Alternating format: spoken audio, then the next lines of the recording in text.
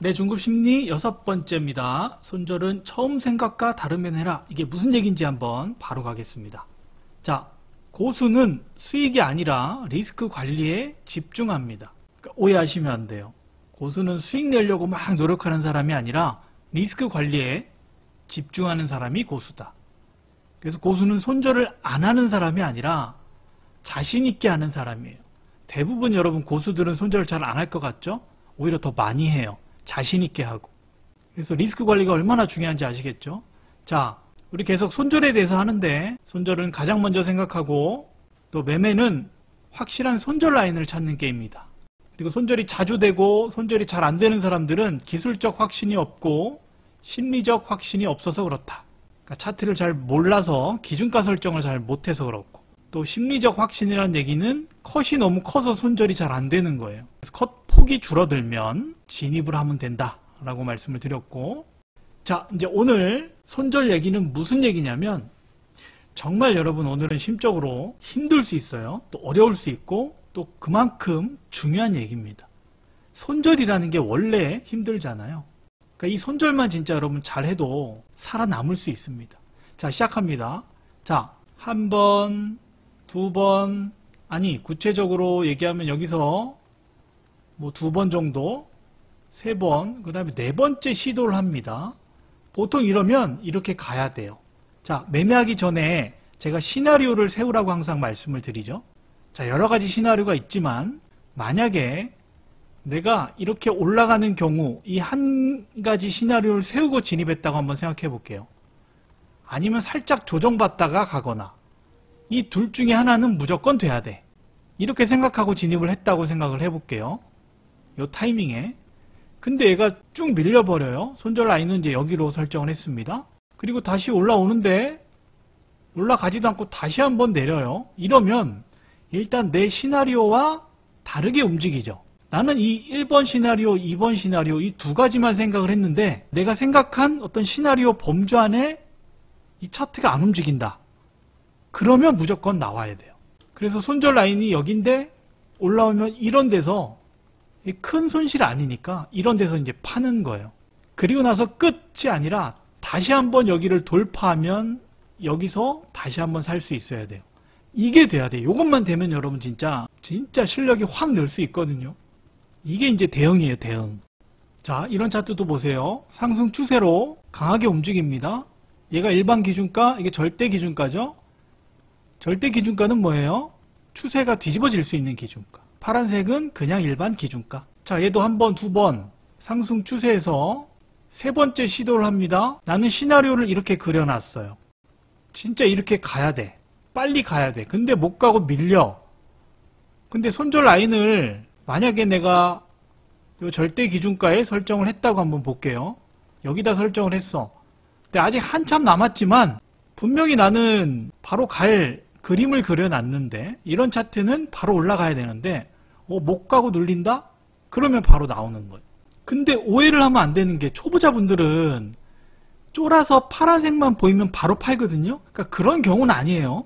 그런 경우를 얘기하는 게 아니에요. 무조건 조금만 손실 보고 판다고 잘하는 게 아니라 지금 제가 말씀드린 대로 시나리오를 나는 이것만 생각했는데 왜 이 확률이 많으니까. 근데 이렇게 늘어진다 그러면 손절 컷을 여기로 설정을 했더라도 바로 나올 수 있어야 돼요. 그리고 다시 시나리오를 세우고 다음 진입을 한번 노려보는 거죠. 근데 이게 차트를 잘 모르고 어설프게 이 강의를 듣고 이해하면 어떤 상황이 발생하냐면, 자, 잘 잡았죠? 지금 보면 다 급소라고 볼 수가 있어요. 자, 이런 자리에서 나는 이렇게 올라가는 그림을 그려놨는데, 아니면 바로 올라가는 그림을 그려놨는데 못 가니까 팔아. 근데 내가 파니까 올라가. 내가 파니까 급등해. 차트 프로 말 듣고 시나리오 세운 대로 안 가니까 그냥 바로 팔았는데 내가 파니까 다 급등해. 이런 경우가 분명히 있을 거예요. 이거는 왜 그러냐면 아직 차트 보는 눈이 열리지 않아서 그래요. 아직 시나리오를 잘 세우지 못해서 그래요. 그래서 이거는 경험이 많이 쌓여야 된단 말이에요. 그리고 또 하나, 자, 아무리 경험이 많이 쌓여도 이런 경우 되게 많아요. 손절이 되고 나서 급등하는 경우. 그러면 좀 전에 제가 말씀드렸죠. 자, 손절해요. 그리고 나서 올라오면 다시 사는 거예요. 손절하고 올라오면 다시 사는 거예요. 손절하고 그냥 괜히 손절했네 자책하고 있는 게 아니라 다시 살 수 있어야 된다고.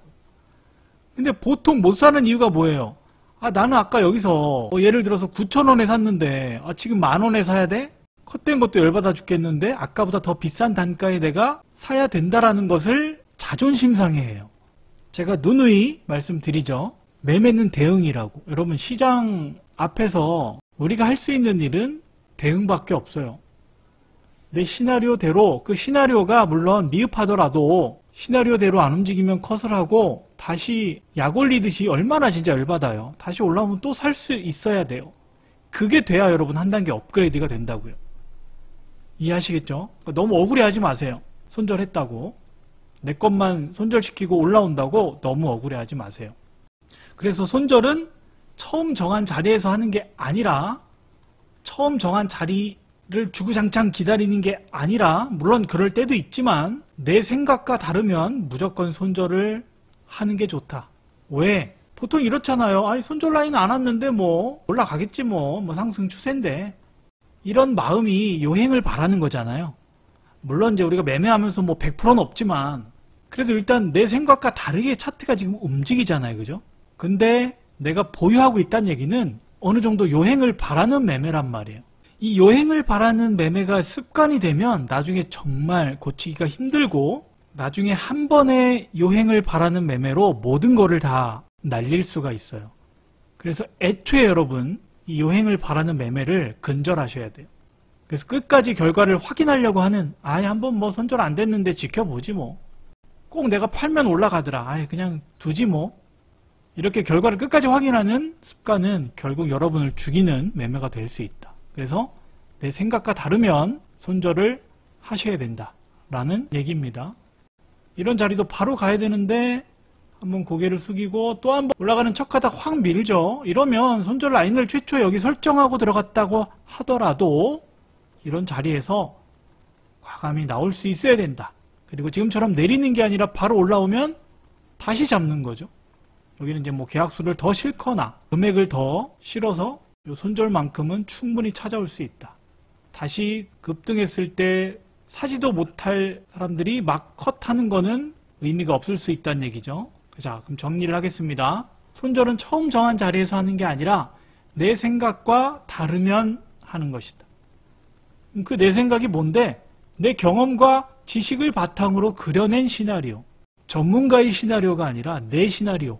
조금 어설프더라도 초보들은 당연히 그럴 수밖에 없겠죠. 그래도 내가 그려낸 시나리오대로 움직이지 않았을 때 바로 컷을 해야 되는 이유. 그것은 뭐다? 심리적으로 안정되고 흔들리지 않을 수 있어요. 근데 남이 그려낸 시나리오, 즉 리딩 방송에서 전문가가 세운 시나리오대로 내가 따라한다?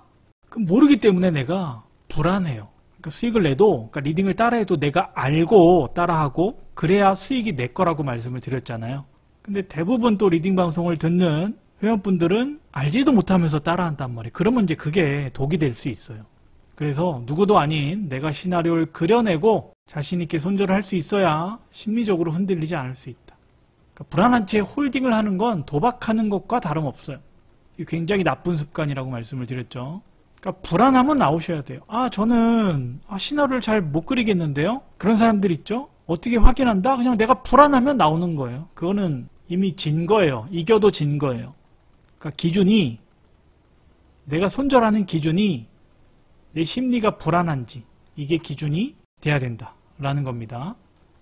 그래서 고수는 수익이 아니라 리스크 관리에 집중한다. 그 리스크 관리를 하면 지금 말씀드린 대로 내 시나리오대로 내 생각대로 안 움직여? 바로 팔아.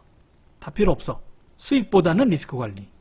그래서 고수는 손절을 안 하는 사람이 아니라 자신 있게 과감히 자주 하는 사람이다 라고 말씀을 드렸고, 자, 정리를 하면 여지껏 손절 강의 정리를 하면 첫 번째, 손절은 진입할 때 가장 먼저 생각해라.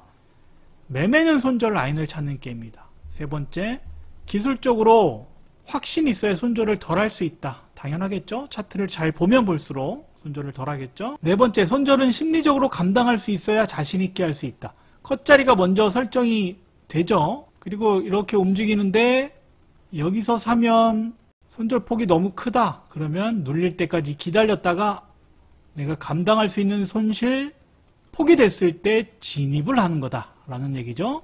5번째, 손절은 처음 정한 자리에서 주구장창 기다렸다가 하는 게 아니라 내 생각과 다르면 손절하는 거다 라는 것까지 공부를 해봤습니다. 너무너무 중요하니까 계속 반복해서 보시고, 못 보신 분들은 1, 2, 3, 4번 못 보신 분들은 보시면 되겠습니다.